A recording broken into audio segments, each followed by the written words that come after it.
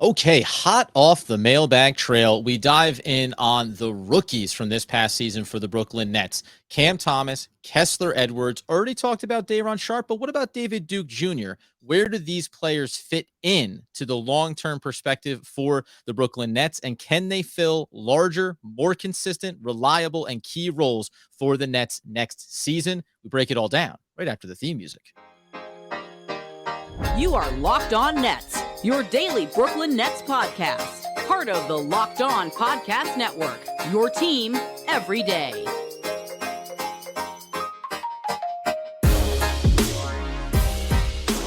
Brooklyn, yo.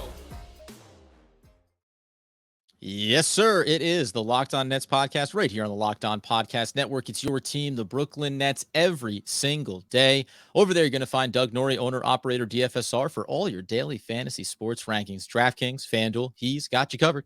I'm Adam Marbrecht, breaking down the New York Football Giants on the One Giant podcast with my boy, Andy Mack. We thank you for making us your first listen of the day, free on all those great platforms. And Doug, this is one of my favorite offseason episodes, because I try to talk about them all year long. I try to demand it. I try to will it into existence. Now we'll see if we can get on the same page around rookies, Cam Thomas, Kessler Edwards specifically, those two guys right at the top, and how important they can be for this team going forward. Yeah, look, I think, from a bird's eye view, the Nets did really well in this draft, considering where they drafted and the draft slot they had and the picks they had. I think you have to look at least the first season returns based on that to be very good. I think that, this is a team that has not had a ton of draft picks. That's by, just by the nature of sort of how things were getting rebuilt and, trades and whatnot. So getting a few guys that were even relevant toward rotation stuff at these draft slots is already kind of a win. Just saying, I'm going to say that to start before we get into some of the breakdowns around these guys. But just from a high level, the fact that we're talking about Cam Thomas and Kessler and to some degree David Duke, we talked about Day'Ron yesterday, just the fact that we're talking about these guys as possibilities based on, maybe not Cam, but where these other guys were drafted or not, that is a pretty darn good job by Marks and company because these guys were all basically second, late first, second rounders. And there's worlds where you can talk yourself into what some of these guys are going to become.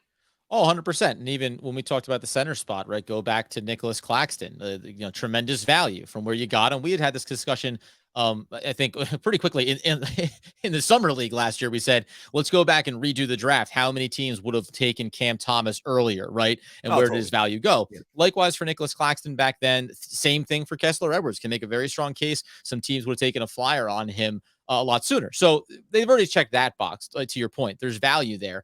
But now it's about how does it fit in the construction of this team and going forward. Cam Thomas, when we look at him, I think there's certain areas of his game that came out the gate immediately, whether it was summer league or otherwise. And listen, it's the microwave scorer, all three levels, can attack, can create his own shot, play with a high level of confidence. I think he had the NBA ready body. He's a compact player, was able to really absorb contact going to the rim, create space for himself off the dribble too. So much of his offensive game was very polished coming in. Little things like the three-point shooting, we expect that to get better. But just on the offensive side of the ball, obviously this kid is more than capable of duplicating that and getting better with it as he goes forward. Yeah, so they take him 27 after he drops, keeps dropping. People had slotted him higher, and whatever concerns that there were around draft time, even when they drafted him, we were like, oh, nice. This is a guy that kept slipping. I'll always take a guy that slips. When you're talking around pick 27, you'll take a guy who's got real skills that for some reason other teams would talk themselves out of. And I'll get to him in 1 second. Just as if we're just comparing this draft to some other teams, Bones Highland goes one pick before him. He had flashes here. There's not too many guys after him that had real meaningful contributions outside of Herbert Jones. And look, when you get taken 35 like Herbert Jones, every team missed once, right? So I it's hard to fault the Nets too hard for it, but there aren't too many other huge contributors. Ayo Dosunmu did a little bit for the Bulls, and that's kind of really it. JRE from the Thunder, and then really it. So anyway, point being, where they got Cam, already from what he flashed. Right, I think value, right? total value. I guess next we can just talk about like where we see him going. I know I will say, just based on what you said, I'm not as convinced the offensive game is as polished as like you kind of made it out to be. I think there's things that he does really well, but I think there's a bunch of stuff he just does poorly / bad. And I'm actually not, but there's room for growth here. And if you can do one thing out of the box really well, you have a really good chance, right? Because you can do other things. I mean, Well, you can improve on other things over the course of your career. yeah, and so I guess to round it out fully is, again, I said 3-point shooting. Now I'll make the case, like, one thing that you should have been doing kind of lights out from the second you walked into the NBA was knocking down those triples, because that would have been the most immediate best value that you could have brought into the Brooklyn Nets as currently constituted this past season. And he had flashes. He certainly, it got better. It also tailored off a little bit towards the back end of the season. I think for me, as far as inside of the Nets, I look at him as the first man off the bench, right? He's a guy that gives you scoring punch off the bench. He's not going to be a pure point guard, because he's not. He's an off-ball guard. So that does create some inherent issues within functionality of this team, because he needs to be on the ball to be creative. I thought that he developed probably an area you're going to point to. There's a couple of areas. I mean, he had some careless turnovers. That could be rookie stuff. The passing, the court vision, not getting caught up in ISO ball. I thought you saw that start to develop and get away from it a little bit more as the year went on too.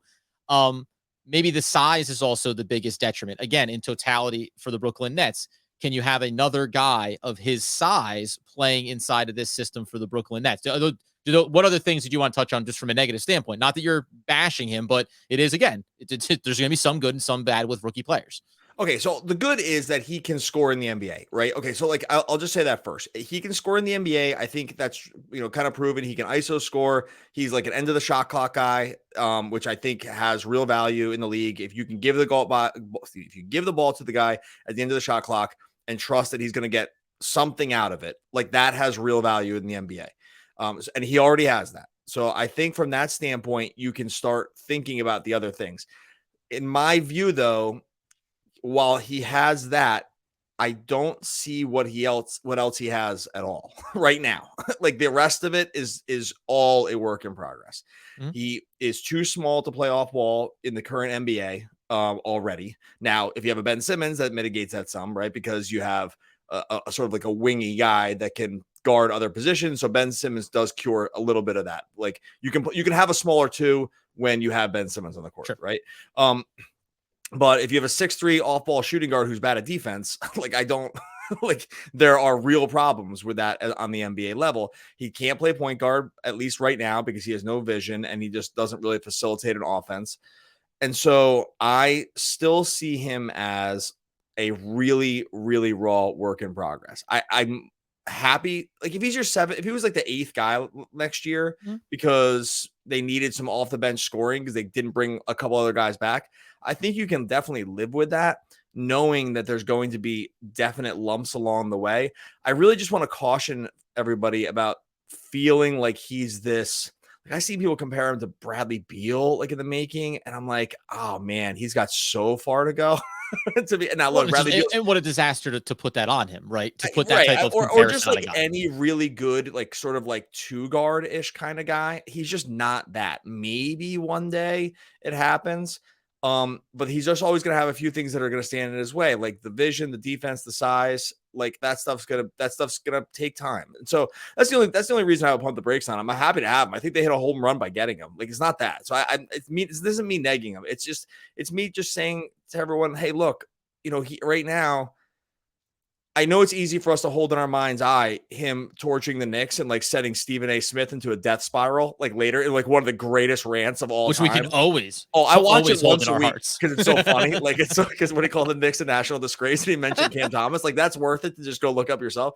The fact that Cam Thomas did that to Stephen A. Smith was worth it for his whole career. Anyway, it's just to say, look, he's not a superstar right now, and he's not projecting to be a superstar. I think there's things we can think that he's going to get good at, but I just want everyone to maybe just, pump the brakes a little bit.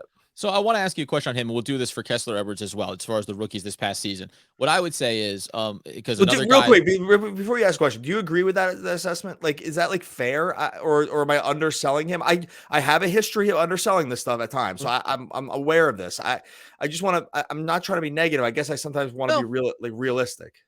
no, you know what? It's a good balance for the podcast, right? Because I would say when I see some of those games, what I'm seeing is, oh, this kid is capable of X, right? He is capable of doing what he did to the Knicks.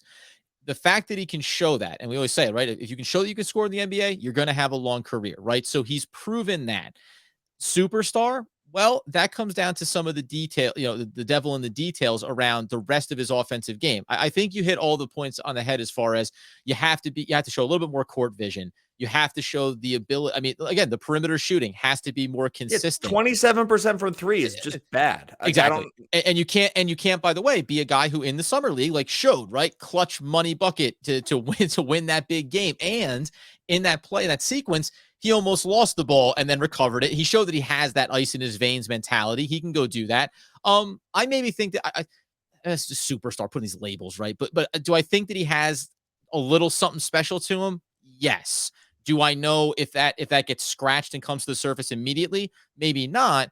And just in terms of inside of this team, though, I would say you can probably bring him in this upcoming year and say, here is very specifically what we want you to do. I think last year it's this mixed bag, right? Some games, well, it's a stretch where there's no Harden and then there's no Kyrie, and you're just playing with Kevin Durant, and you're not entirely sure. You're kind of just unleashing this kid and saying, go do whatever you can. And there was all of the learning curve lumps for him. I think if you refine him a little bit and then focus his offensive energy, you can have success. The other piece, real quick, you know what? Let's come back to this in a second here, because I think there's more on this with Cam Thomas that I want to get to and ask you a couple questions in return, good sir. But first, we got to tell you about our friends over at Athletic Greens and what I'm referring to as the strength of the sun, were I to be Superman. That's AG1, because it's a product that I literally use every single day. You take a scoop, you mix it in with your water, you shake it up, you drink it down. What are you getting inside of that? You're going to go ahead and give yourself 75 high quality vitamins, minerals, whole food source superfoods, probiotics, and adaptogens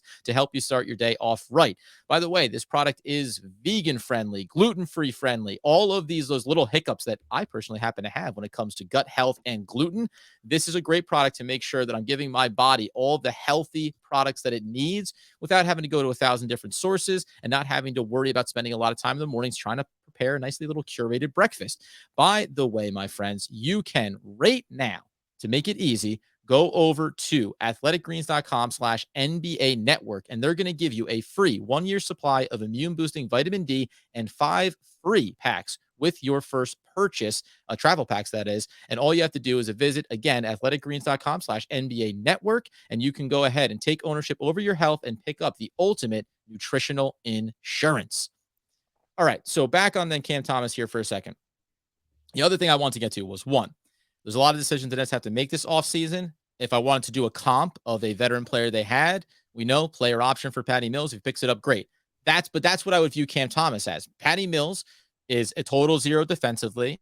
It's not a knock. He's undersized. They're going to pick on him, everything. That's what I think would happen. But is Cam Thomas a little bit more physical? Can he develop that side of his game, which was probably the worst component of his game in his rookie season? Yes. But I think that, like we saw when they added Seth Curry, different position, but when you add a guy that can score at all three levels, that can do some things off the dribble for you, that's a different dynamic in support of the superstars on this team. That's what I think Cam Thomas can bring for the Brooklyn Nets as he continues to evolve.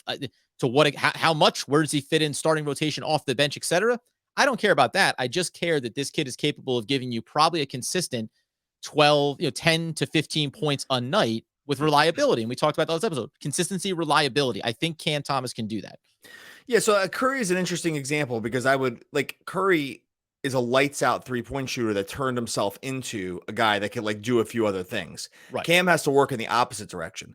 Cam can do those on the ball things at times and get weird shots for himself. We joked during the season, we called him the owl, because we're like, oh, he can just as long as his head, his body could be facing literally any direction, but as long as his head, as long as his head, one of my better ones over the course of the season, as long as his head was facing the basket, it seeed like he went in. Picture it in your head. It's like he's moving laterally across the lane.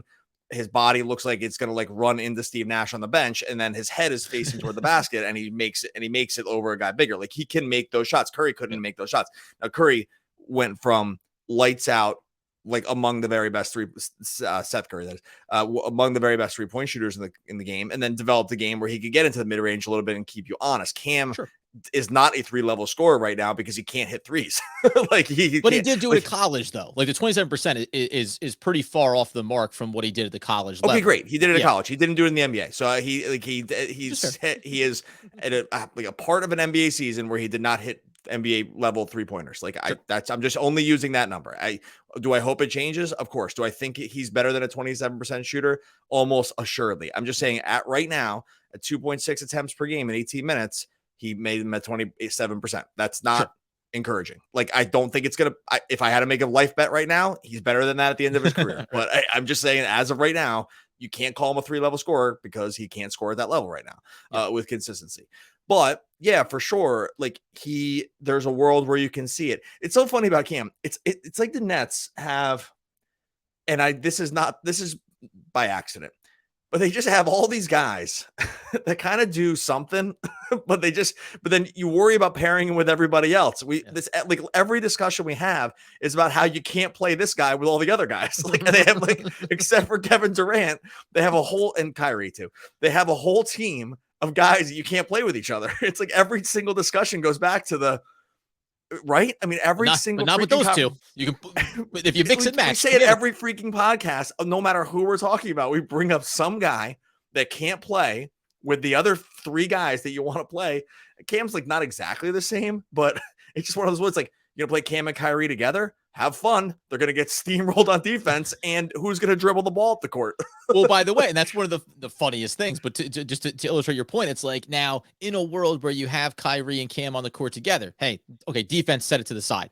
But offensively, it's like, well, it could work if Kyrie Irving wants to be the on-ball point guard and facilitating, which he doesn't want to do. He wants to throw the ball to Cam, and then you got to your point. By the way, 2 guys that are like, watch me ISO. And he shouldn't. He's better. He's better at that. Like, so that's the correct assessment by him. Like, we don't want him to do that. The correct assessment for him is to run, actions that have like run a floppy action that has him like coming up and like getting the ball. That's not probably exactly the right one, but like run some kind of action that has him getting the ball in an optimal spot for him to just toast a defender. Like that's what you want him. That's what you want him to be.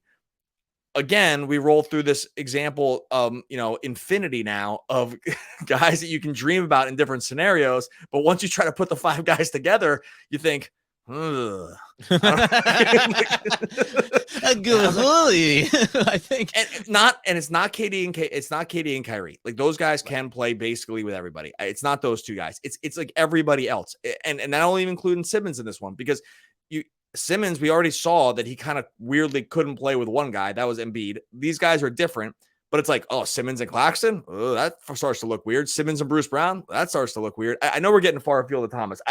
He just fits into this other scenario, this constant with this team. It's like the way they're put together. They have just a lack of versatility, I guess. And that's one of the funniest things because based on what these other players are doing on the floor, that can actually also negatively impact Cam Thomas's game. When you have Claxton or when you have Simmons, when you're talking about these non-shooters, well, where's the spacing go? Now Cam Thomas is trying to do what he's best at inside the arc, attack at the basket and score. If the spacing isn't there, has his perimeter shooting come along there that helps balance that out a little bit. So it certainly begets a number of different questions, which I'll even let's stay inside of this for a second. I think we were doing this as a full rookie episode. Guess what, friends? You're going to get a little bit more this week. I wanted to ask, and this will apply to all of them. Do you think that a disservice was done over the course of this season when it comes to Cam Thomas? Did the Nets give him the best opportunity to develop as a player? Because I have this weird push and pull with the way everything unfolded and how it all, how it fell apart and they make the trade and all this stuff. At some point you say, remember, this is a kid that was a starter at the college level. He probably needs consistency in his reps to best develop himself over the season. Right. Well, I mean, every draft, I know what you mean. Every draft pick was a starter, but I get what you're saying. Yeah. I know what you're saying. Like you're saying, did he essentially take too much time off this year? And I think that's like a real question. So, he didn't get much G League time in, like 2 games total. He played a ton in the summer league. the Nets got put in such a weird spot this year where every game kind of ended up becoming sort of a must win after a certain point. Right. There was a point of the season, and let's put it somewhere around the Harden trade / probably like even before, right? Yep. Like where and definitely from the Durant injury on, like where every game became sort of weird high stakes, and they were losing a ton, and then it kept getting worse, and then so everyone, that's why you see Durant play 1,000,000 minutes and Kyrie's got to play 1,000,000 minutes when he's actually geared back to play. And all that probably at some point came at the detriment of like real world sort of building around guys, because they just were in this terrible spot basically from half the season on, where development was completely secondary, unless it was like a COVID thing where we just don't have guys like that New York game, the Knicks game and stuff like that, where he ends up playing a ton. But it's like a disservice because it stinks, and he really would have benefited for playing a lot more. Most players would. Mm-hmm. It does feel, I think I'm with you that him especially feels like he needed a lot more sort of time and like to take, because he's a guy that just has to get out there and take the lumps. Like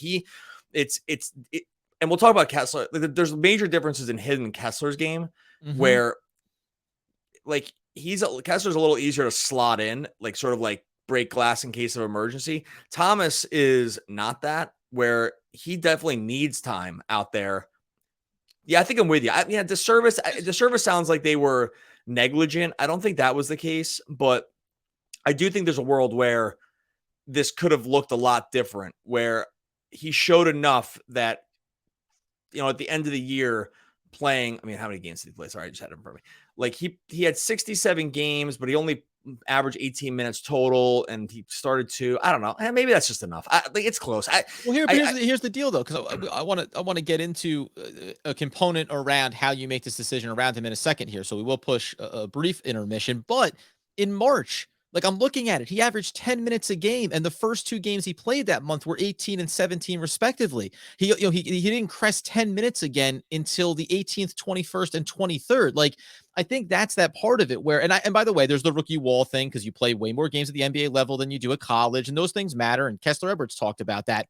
And those games too, like near the end here, like those games were the playoffs were not a certainty at that point. This is down that final stretch where it's like, this is what I mean about the games took on a higher order magnitude than they should have for the Nets. If they were closing the season out as the number 1 seed, like they had been earlier in the year, I think we would have seen a lot more of them, because I think they would have been rolling some teams and they wouldn't have cared as much, but that just ended up not being the case.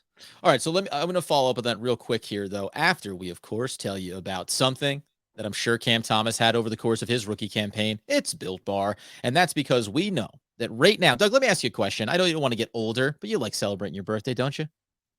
Sure. For the purposes of this podcast. Yeah. Perfect. This guy gets it. He's a pro's pro. And that's because he could be having a little taste of birthday cake every single day if he wanted to, with none of the aging. These one-of-a-kind, unique, covered in 100% real chocolate, protein-infused puff bars, only available from Built Bar. They're going to go ahead and give you what? Just 150 calories. How about 16 grams of protein and only 9 grams of sugar? It's a limited time flavor, but it's going to give you a boost of energy, and it's healthy, good for you. None of that nasty additives that we always talk about being inside of those dirty candy bars you find at the store. They're made with a protein that your body absorbs more effectively and provides tons of health benefits as well. You go to Built.com right now and get your birthday cake puffs. And of course, you can use promo code LOCKED15 to get 15% off on your order. That's promo code LOCKED15 for 15% off at Built.com. And when you are done with that, know that this episode is brought to you by Rock Auto. With the ever-increasing number of makes and models, you cannot go to those local chains, folks. You need to go to Rock Auto if you need a part for your car or truck. Rock Auto has everything you need. Easy drop-down menus by make and model. And you're going to pay 30, 50, even 100% less for some of the parts at those chain stores or dealerships. I know I am currently shopping around Rock Auto because I was able to spill an entire gallon of paint in the bed of my truck, just like you want to do. So I need to go and replace the bed of the truck, or find something that can make it so that my wife doesn't see it before she opens up the back there, because she has not been told that, we're going over to Rock Auto to when that ends up having to happen. Rock Auto is a family-owned business, been in business for more than 20 years now, and the way you help us with Rock Auto, it's super easy. You go to rockauto.com, you see all the parts available for your car and truck. All you do is you write "Locked On" in the "How did you hear about us" box, so they know we sent you. Amazing selection, reliably low prices, all the parts your car will ever need. rockauto.com. So excuse me, got emotional there coming out of the break. So the one piece is, this is you said about, it's not disservice, but I think that coming into a season, and for as crazy as this season was, at a certain point, I think Brooklyn needed to make the choice of, are we all in with certain rookies, or are we not? Right? Instead, what ended up happening in Cam Thomas's case was, we're all in with you. Let's rein it on back now. We're going for it now. And again, and I get the playoff picture and everything else that's involved in it. And we want to talk about an impact at this position on the roster for Cam Thomas going forward in the buyout market that the Nets accomplished, obviously.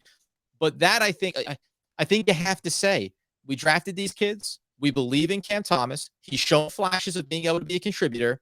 And even if the goal is uncertain, making it to the playoffs, we have to, they should have been willing to put it into his hands and maybe live with those results. Because I can go back and look at a lot of the sample sizes you got from the alternative options they went with, and they weren't any better, right? It wasn't like these other guys. Patty Mills was not setting the world on fire down the entire stretch of the season where you went, and that's why you go with the veteran. I'm not saying it's like for like, but I would have preferred it. The development, the opportunity. I think you maybe arguably could have given yourself a more interesting chance down the stretch of the season and going into the playoffs, understand the results were going to be what they were going to be, if you gave Cam Thomas a bit more run.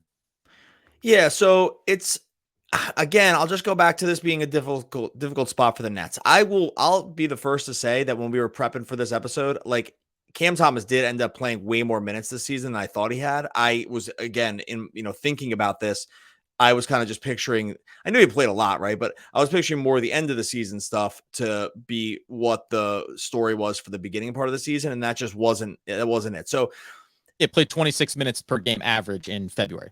Yeah, right. And, look, remember, February was a time where, Durant's hurt and the COVID stuff, and there's like the Net and Kyrie can't play. Like, the Nets were in dire straits here for a while with some of this stuff. So some of this was completely by just like overall base need. They just needed anybody to play. David Duke played minutes during this stretch, some of these stretches, right? So Kessler was playing tons. I still would always go back to, I don't think the Nets did anything wrong, because I never felt I'll just go back to the way I was feeling about it at the time. Mm-hmm. I never felt like we were getting short shrifted on Cam Thomas minutes. And because I wasn't positive that tons more Cam Thomas minutes were going to lead to a lot more wins. And I know there was a long stretch in here where wins was the only priority, because remember, I know they finished as the 7th seed. It was looking very dicey. Yeah. Like for a long stretch there near the end of the season, it was looking extremely dicey around where they were going to land in terms of playoff spots. At that point, yes, I know Patty Mills was fading. I'm still a proponent of, like, that was some regression, and he was just always kind of Patty Mills. I think I'm kind of on an island with that, but I still would rather have Patty Mills minutes at those points than Cam Thomas minutes. I think I can say that unequivocally. So I don't know if you're saying they're one for one, but No, I'm fine with that. And you were right. Like, I think you were on an island, and you proved that out over the course of the season, that, like, that is Patty Mills, and he worked to his averages. It's also just, we talked about this philosophically. You usually don't see a lot of young players like this in championship caliber teams. And maybe it's just more me saying, at some point, I think, again, like the speculation of, when did the Nets feel like this was no longer a championship caliber team this season, right? At some point, they made that choice. At some point, they came to that understanding. And at that point, the James Johnson minutes gotta go away, right? Some of the Patty Mills minutes can go away. That can be a factor. Now, ironically, Goran Dragic, and this is where, again, two sides of my mind, because Goran Dragic, I look at and go, well, that guy sure had a lot of value. You know what I mean? Like, he certainly brought something that they lacked: ball handler, floor general, right? Facilitator, all of the things that you lacked once you lost James Harden and you didn't have anyone else to fill that role. But that almost, I even argue, it's like, and that's why I wanted more Cam Thomas, because what would he look like if you put on the floor with him something that we said, well, Kyrie and Cam Thomas, neither one of them wants to be in that role. Use him here. Like, so it's conflicting, but I think what I hate about it is, I'm getting a little circular, is I hate wasting what feels like. Now when you come through here this next season, I want Cam Thomas to be that much further along. I want to be that much more confirmed in what he can be, because there is one thing I'll close out here, question on after I get your feedback around what these players, specifically Cam Thomas, means in the grand scheme for Brooklyn. Yeah, so I think you want to see him play more consistent minutes this year. I think his game predicates that you need some consistency. It'd be nice to just like develop some set rotations early in the season that you can just sort of rely on. That is not something the Nets did at all last year. That's a detriment for everybody. Like when the rotations are not set, and again, some of this was context, maybe a lot of it was context. But even at times it was like unclear. Nash felt like it was unclear even what he wanted to do or what the group wanted to do, and I think that doesn't really do anyone favors. It was kind of all season. Blake Griffin's a starter. That Blake Griffin doesn't play, right? Bruce Brown doesn't play. Now he's a starter and they need him. Like Cam Thomas plays a ton and now he plays none. James Johnson's playing a lot, then he's cut, so you can keep Kessler Edwards. Like there's a million examples of this that like show a pretty unstable approach. And if you look at that from a high level, then it's hard to back up. And it's hard to think there was a plan. I guess that's more the point. It's like it's hard to trust there was a plan when you see too many examples where it would really seem like there wasn't a plan because you're not just like playing a dude tons of minutes and then cutting them, right? But it would be nice to have a more set plan, and with the understanding that it might not always look great, but the only way to get better for some of these guys is to play. And so, and he's one that just needs to play. And so if it doesn't look good at times or you lose a few more games, then that might need to be what the case is. But I'll say this, they can't do next year what they did this year, which is like, where it's like, hey, I'm just going to continue throwing stuff at the wall and then the season's over. It just does, and that's what the whole season felt like. So it was maybe just about everybody, but it definitely didn't do him any. I wouldn't say it did him a negative service because he's still just a rookie. And if you look at the group of rookies, like I said at the beginning, if you look at the group of rookies in his draft slots, a lot of these guys did not play consistently. This is not a consistent, except for Herbert Jones. Really, no one in this group played consistently at all among this league. So it's not weird for it to not have happened. It's just the only way to get better with some of these guys is to keep playing. So I think I'm with you on that part. And that's probably my biggest thing I'll close out with. Next year, whatever his role is, it needs to be defined and it needs to be his role for ups and downs, second year lumps, whatever it looks like. If you are committed to him being a part of what you're doing with this roster, with Kevin Durant, with a superstar talent and a championship perspective, then you have to ride with him. You rode with Patty Mills through the ups and downs, and he worked back to his mean. You have to trust that Cam Thomas is capable of that, because then I think the reward will come there on the back end of the year or in key spots when you need to bridge the gap. That's when a young second-year player can carry the load when some of your veterans need a little bit of rest. For sure. And that's the hope that you would have for any young player, because the only way to sort of like spark a mini, they're not rebuilding here, but the only way to develop at some point, especially with the way the Nets, and we can finish off on this, I guess, but where the Nets are right now is at some point you need cheap guys to play well. Like they have too many expensive guys on the books to not have the cheap guys be better than what they're getting paid. Like that is the hallmark of a team that can like end up sort of exceeding expectations. Like you need the guys that are getting paid a lot to play well, and then you need the cheap guys to play better than what they're actually getting paid, because there's no other way to work it when you're paying max contracts to everybody. Like at some point, someone cheap just needs to be good. And the best way sometimes to do that is to have rookies exceed whatever their draft slot salary is.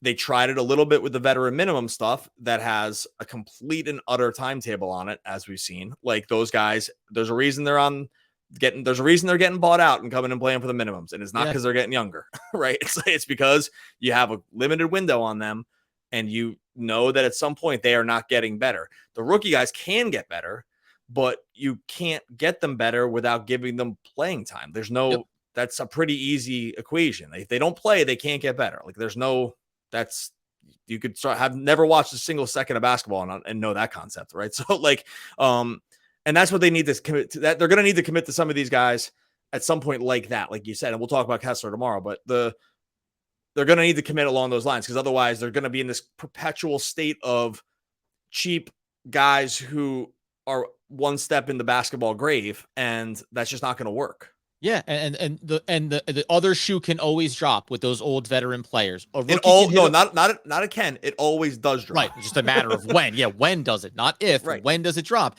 And at least with young talent, you feel like, hey, worst case, they're going to bring the energy. We saw that sample during the year in this rookie class behind Kevin Durant, winning surprising games, right? And in games when Kevin Durant was great, but he scored mid 30 points from it. He had a big 51 against the Knicks, but like that being consistent, solid Kevin Durant level superstardom, these guys were able to do what they had to behind him to help win games. So they've shown you they can do it. Now you need to reward them going forward and say, no, it's not old man whoever. It's going to be Cam Thomas and some of these young players. Man, I love these episodes.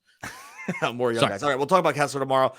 Break some of his game down as well. In the meantime, make sure you like and subscribe over to Locked On Nets YouTube and wherever you listen to podcasts in both places, totally free. And you keep us coming to you for free every day by just liking and subscribing wherever you listen. Go like and subscribe on YouTube, like and subscribe over on wherever you listen to podcasts. That is the way to help. That is the way to help the show. I got through it.